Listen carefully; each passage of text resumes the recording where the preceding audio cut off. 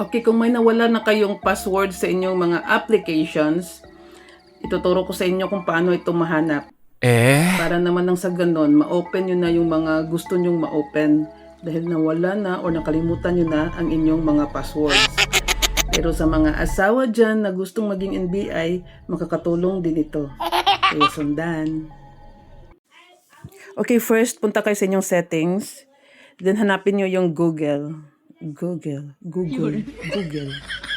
Tapos, yung all services. Gibutang dason, scroll up. Scroll up mo yan. Scroll up ba? Scroll down. Yung Google Password Manager.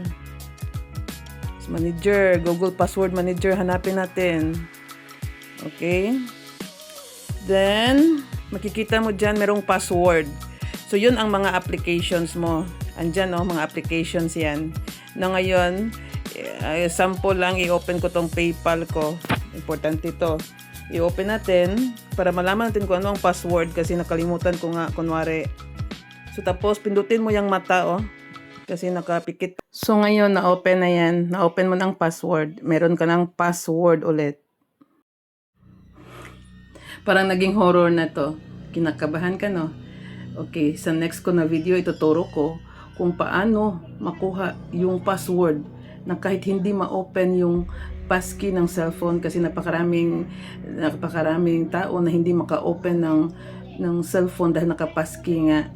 Merong mga inilagay na password or passkey nga. So, paano natin malalaman paano natin mapuntahan yung settings, naka-passkey nga yung cellphone. So, ngayon ituturo ko, sa next ko na video, ituturo ko kung paano mo makuha ang password. Halimbawa na yung Facebook.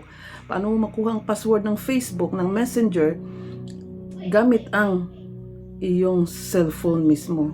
Hindi na yung cellphone ng partner mo. So, ito ay horror na. Yeah!